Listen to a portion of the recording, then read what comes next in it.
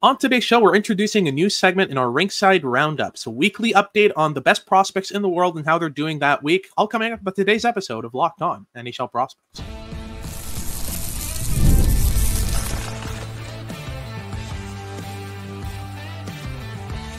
You are Locked On NHL Prospects, part of the Locked On Podcast Network. Your team every day.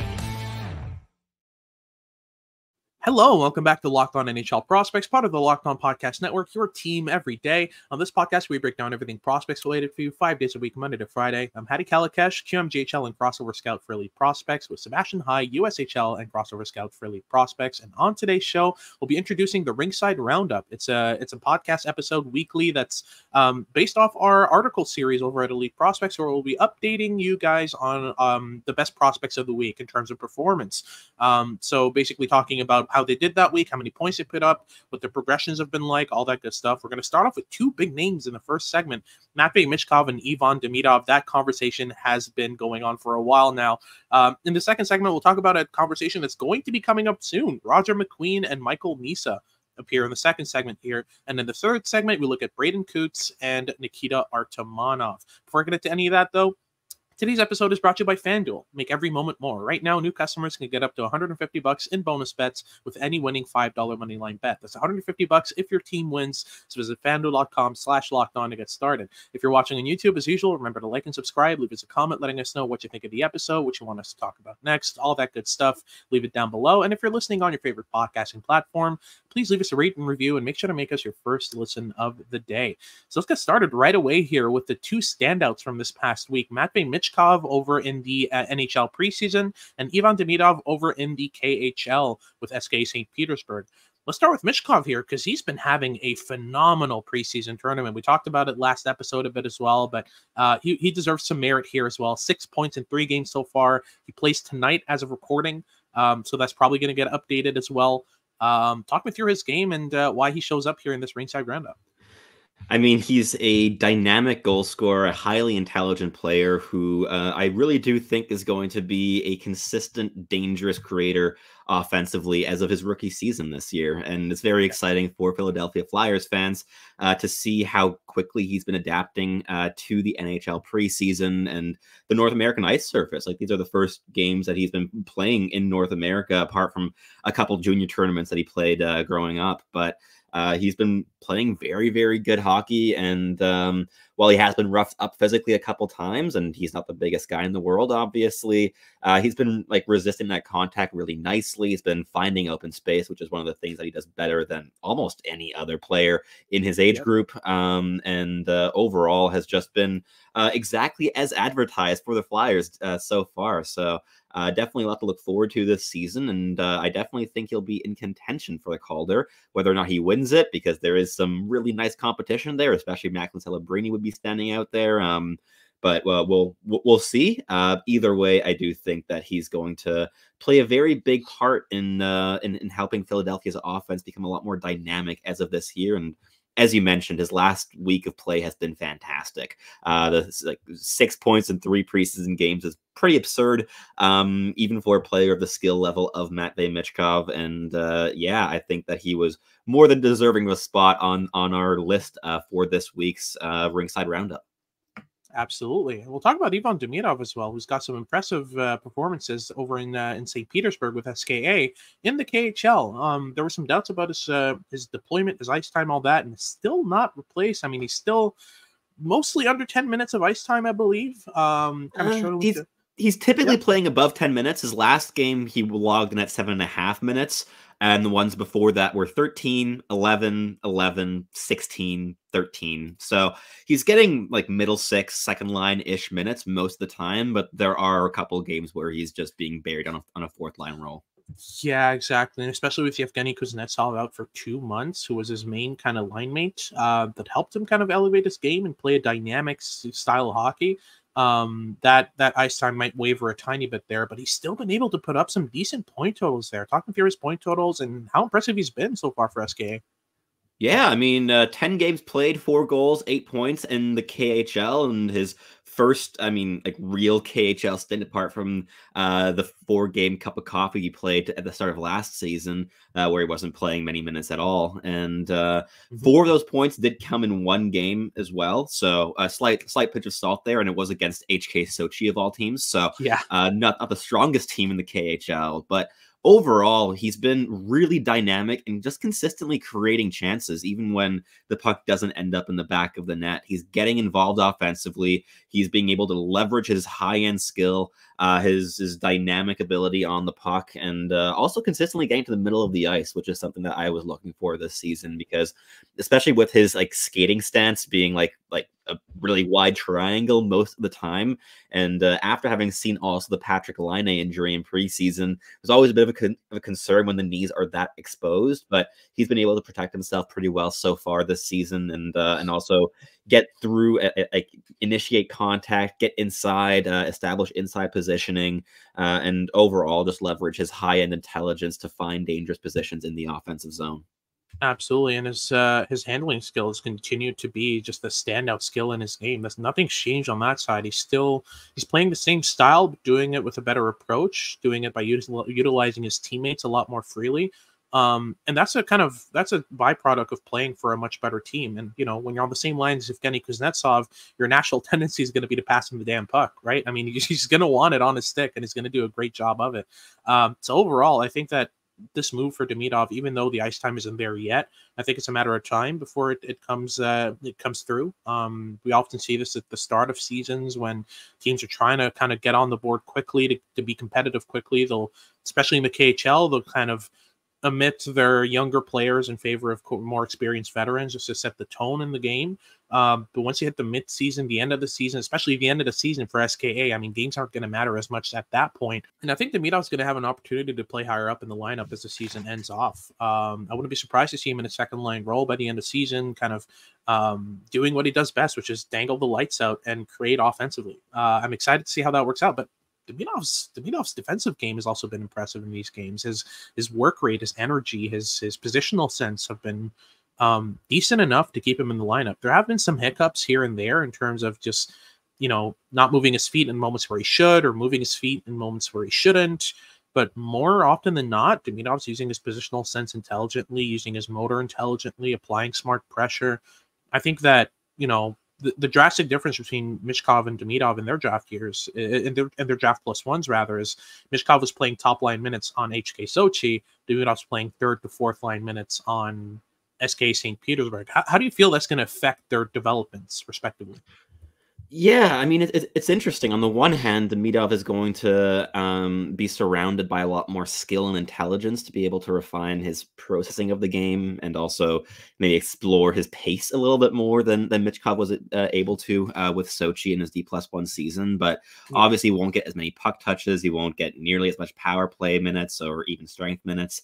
And will also be encouraged to get the puck off his stick a lot faster than Michkov was in his time in the KHL. So I think time will tell with that. Like, we're going to need some hindsight to, I think, be able to evaluate that, because these are two comparable players in many ways in terms of how they have elite level skill, but it's their intelligence that really provides the foundation of why they are potential superstar talents at the NHL level.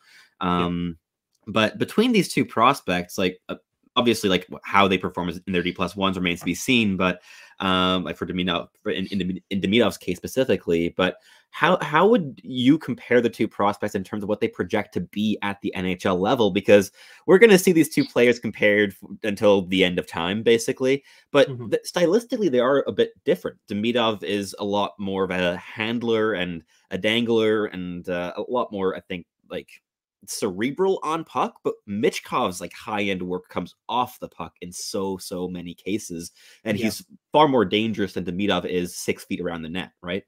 Exactly. I think that's the main difference, is one excels with the puck on his stick in terms of creating lanes for himself and for teammates to exploit, but whether it's through a dangle, through a delay, through misdirection. Michkov's a lot more opportunistic in his approach to the game. He's a lot more move off the puck, sneak behind defenders, get lost in coverage, pop up around the net, and kind of bang a puck in type of prospect. I think that in the NHL, 98% of your game is going to be spent off the puck, which, you know, benefits Michkov in that sense in terms of the immediate. I think the two of them project differently in terms of style, but definitely project similarly in terms of upside. I think that in both cases, you have the opportunity for a franchise player. It's just a matter of, you know, what do you prefer more? A prospect who's a bit more well-rounded and who's a lot more confident on puck, or a prospect whose main work is going to be to just confuse defenders and coverage down low? Both have their merits. It's just a stylistic difference, but I think both of them project similarly in terms of upside. So it's just about what you prefer as a coach, as a general manager, as a fan, stylistically, but both of them have similar projections in terms of upside. But that's our first segment done. We'll get into the second segment here where we talk about Roger McQueen and Michael Misa, a couple of 2025 NHL draft eligibles who I think there's a conversation brewing on that side between those two, and both of them have a shot at first overall. We'll get into them in just a second, but just before, a quick word from our sponsors at FanDuel. Hey NFL fans, you can start the season with a big return on FanDuel, America's #1 sportsbook. So when you get a hunch in the middle of a game, you can check out the latest stats, view live play-by-play, and so much more on the exact same page where you place your bets. Whether you want to take your swings on American football or European football with the Champions League now in full force and the first match day in the rear view, and all the big leagues from the Premier League to La Liga to the Bundesliga also ramping up at this stage. Or maybe you're not a football fan in any capacity and prefer hockey or tennis or golf. Whatever floats your boat, FanDuel has something that interests you. You'll get started with $200 in bonus bets guaranteed when you place your first $5 bet. That is FanDuel.com. Alrighty, so let's move on to our second segment here where we talk about a couple of 2025 NHL draft eligibles who are making a legitimate push for first overall. Roger McQueen and Michael Misa have been incredibly interesting to start off the season in their respective leagues. Michael Misa with the Saginaw Spirit in the OHL, Roger McQueen in the WHL on his side, and both of them have their merits. I mean, let's start off with Roger McQueen. 6'5", dynamic skill, high-end goal scoring ability, ridiculous point totals to start the year. I think he had a 4-point game followed by a 3-point game. Am I right about that? Yes, well, almost you are. It was a 4-point game followed by a 2-point game. So you're miles off with that one. But yeah. Yeah, Roger McQueen started off the season with a major bang, scoring 4 goals on the 4 goals of his team in the opening game, including an empty netter. But all three of his goals that weren't empty netters were absolutely fantastic. One was a great release, one was a timely net drive. Just some great work from Roger McQueen overall. And it's very rare that you see a 6'5" center with the amount of dynamic skill that he has. His hands are a true plus element. Like, he has fantastic handling skill on top of the goal scoring and playmaking skill. So let's start there with the handling skill. What makes it so special with Roger McQueen?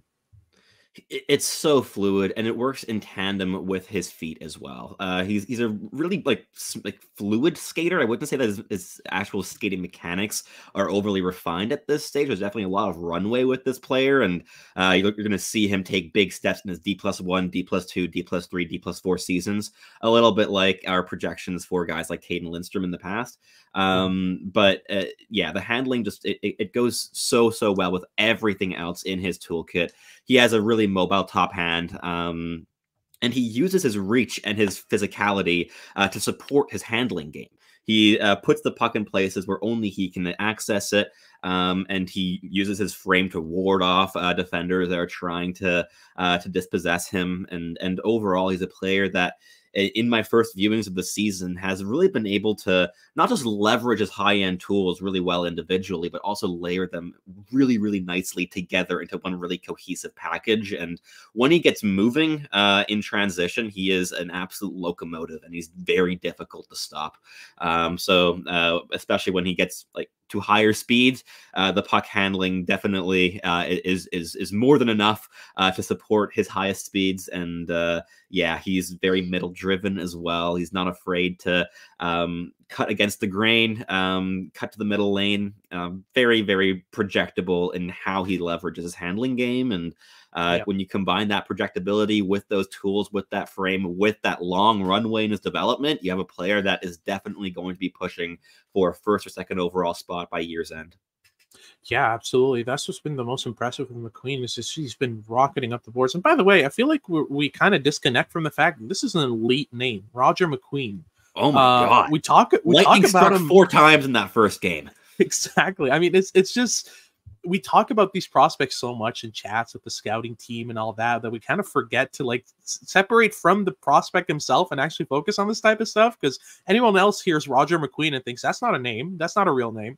But it definitely is, and he's amazing. He's great to watch, and he's a 6'5" baby face. He looks 13 facially, so he's got some room to grow and mature. I don't think he's even hit the max of his height. I think there's still room to grow on that side, which is just so ridiculous. Yeah, he looks great overall, and I think I think a lot of it's a byproduct of James Hagan's not even having played a game yet, but there's a lot of push for other prospects at first overall. And speaking of which, Michael Misa for the Saginaw Spirit has been having a rocket of a start to his OHL campaign.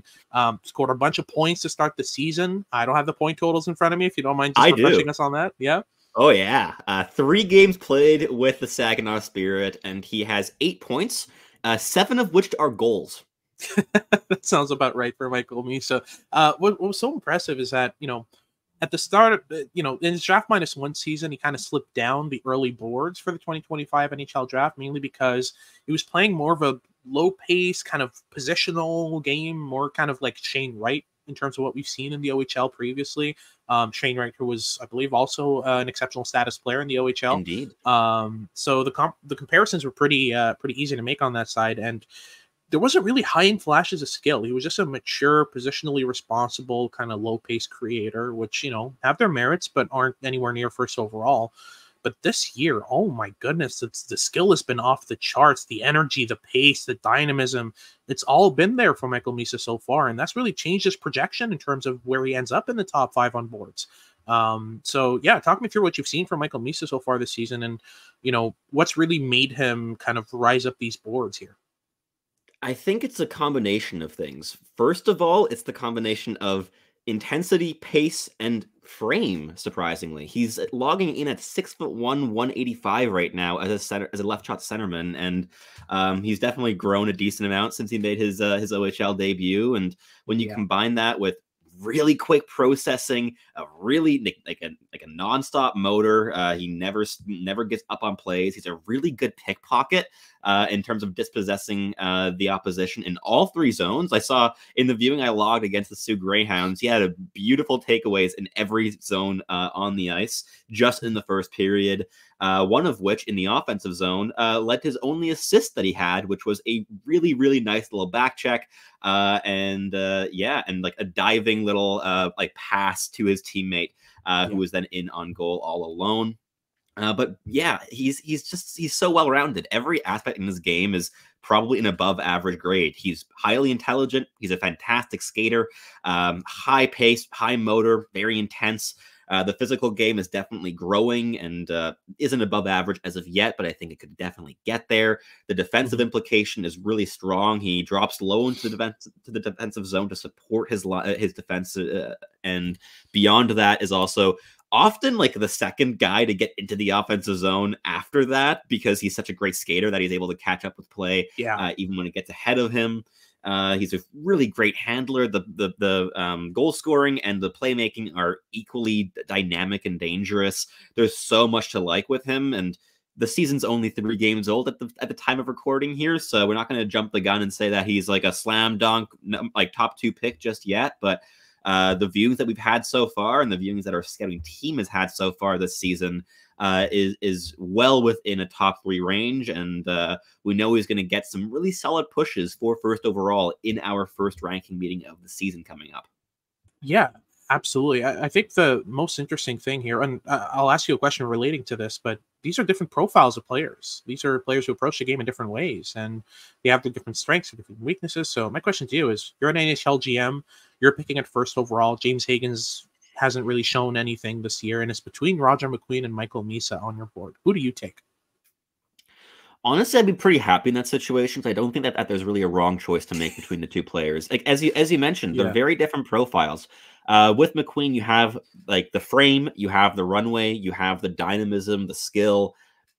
With Misa, you have a really, really high level of refinement in his game. The defensive capability playing at center, the mobility, the pace, the offensive flair. And he's also, one of the things I was really impressed with in his game is that he doesn't waste his on-puck time. He's very, very decisive when he has the puck on his stick, and he goes and tries to make plays rather than wasting time and floating around the offensive zone. So between the two, if I had to choose right now, I would maybe go McQueen, but I don't think that there's really a wrong choice between the two players, because these are both guys that could be really, really high-end number one centerman at the NHL level in very different ways. I think I might lean McQueen slightly just because the frame, obviously, but more than that, the runway. There's a lot of runway in McQueen's game, and I think there's more runway with McQueen than there is with Misa, but that also comes with a little bit more risk, I think, in him actually attaining his upside. So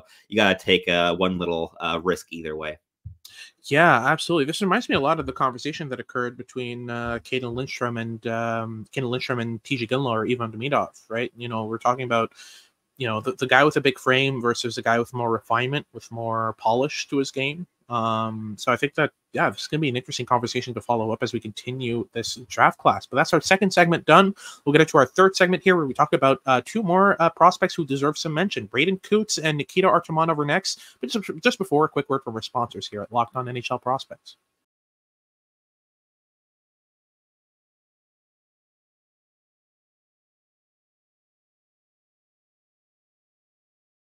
So let's close things off here with our final segment, talking about a couple of prospects in different situations for sure. We have Braeden Cootes, a 2025 NHL Draft eligible, is off to a hot start in the WHL in his draft year. And we have Nikita Artamonov in his Draft +1, performing incredibly well in the KHL against pro competition. Let's start with Cootes here, while we're on the subject of 2025 NHL Draft eligibles from the CHL. Lots of shades of Ethan Cowan in this game. A very dynamic, very intense player who loves to push the pace, to put pressure on forecheckers, to create turnovers for his team and kind of cycle pucks up. Watched him a bunch at the Holinka Gretzky Cup.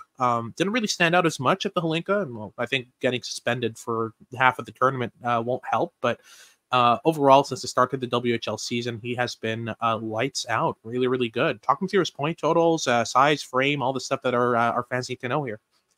Absolutely. So Braeden Cootes is a 6 foot, 183-pound right shot centerman who's been playing with the Seattle Thunderbirds in the WHL. And through the first 4 games of the season, he's logged a single goal and 3 points. So production-wise, nothing that's popping off the charts just yet. But as you mentioned, a very projectable style of play, super intense, really intelligent, very dynamic with the puck on his stick.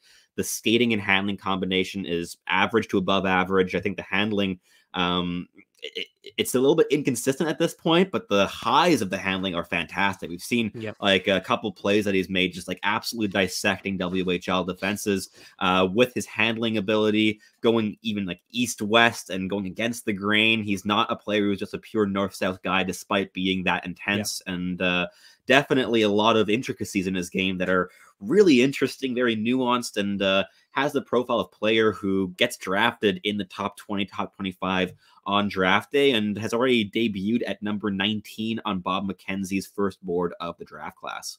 Absolutely. He's been looking really good so far. And again, I see intensity, the work rate, the defensive game's decent as well.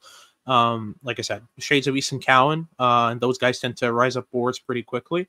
I'm not sure I'm comfortable with Cootes as a top 15 prospect, but overall, I think that there's enough there to work with and make an NHLer. We also need to talk about Nikita Artamonov, who was a second-round pick of who else but the Carolina Hurricanes. I mean, they just tend to pick all the Russians that everyone loves on the public sphere and just turn them into stars. So far, Artamonov has been absolutely fantastic after having a pretty decent season last year with Torpedo in the KHL. As a draft eligible, has continued on that vein. Started off the season with a lower end ice time of, under 10 minutes, and then since then has been playing 16, 17 minutes pretty regularly. And accumulated 8 points in 11 games for Torpedo in the KHL. So not a bad total on that side. And yeah, overall, his performance has been pretty good. To quote our Russian scout at Elite Prospects, Dylan Griffin, Artamonov's added more control to his high-paced game, leading to one of the hottest starts in the KHL this season. His finishing ability has taken a step up, showing more prowess at shooting off the rush and finding him as one of the top goal scorers so far. He's becoming more dynamic, which is a key to his success, varied up attacks to lean less on volume slot passes to focus on a dual threat style with more emphasis on his handling skill. I think that's spot on in terms of what Dylan's written on Artamonov so far. But you've caught a game of his so far this start of the season. So talk me through what you've seen from him. Yeah, a lot more control, as Dylan said as well, in his write-up there. And that's also led to goals. Like, of the 8 points, 5 of those have been goals. He's just 2 goals shy of his 7-goal mark from last season, which he attained in 54 games, and he's only 11 games into this year. And yeah, it's the combination of intensity with intelligence and really good tools.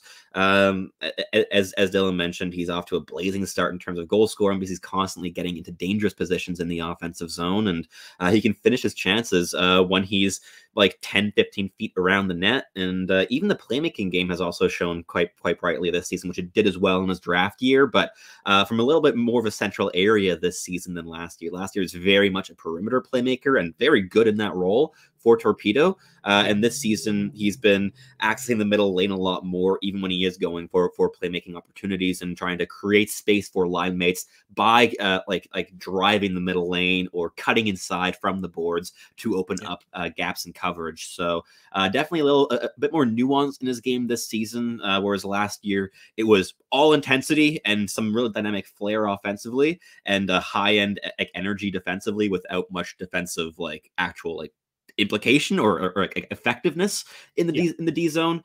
This season has been a lot more calculated nature between what he's doing and why, while still keeping that high-end motor, which is exactly what you want to see in the progression of a player of this profile. Absolutely. He's been very, very impressive to watch this upcoming season.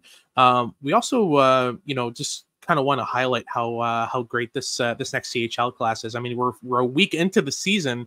We've already got Roger McQueen, Michael Misa, and Braeden Cootes in our Rinkside Roundup. That is a fantastic trio of players from the 2025 NHL Draft. And seeing Artamonov in all this list as well is very rewarding for us, as we were kind of big fans of his all throughout this last season in this draft year. And again, obviously, it had to be the Carolina Hurricanes picking him up with the with their second round pick there. Which we saw coming from November of last year. Yeah. I mean, from November, I was like, this is the most Carolina Hurricanes pick I can think of. And then they walked up to the podium with him available, and he was their selection. So not surprised at all with that selection. And he's been developing so well so far for Carolina. So very impressive stuff from him. But that's our episode done. Thank you very much for tuning in. If you're watching on YouTube, remember to like and subscribe. Leave us a comment letting us know what you want us to talk about next and what you thought of the episode. And if you're listening on your favorite podcasting platform, please leave us a rating and review and make sure to make us your first listen of the day. For a second listen of the day, make sure to check out Locked On Sports Today. They've got all your news and updates about what's going on around sports. And make sure to tune in for our future shows as we continue our prospect coverage for the month of October. This has been Hattie Kalakesh with Sebastian High, and we hope you tune in next time.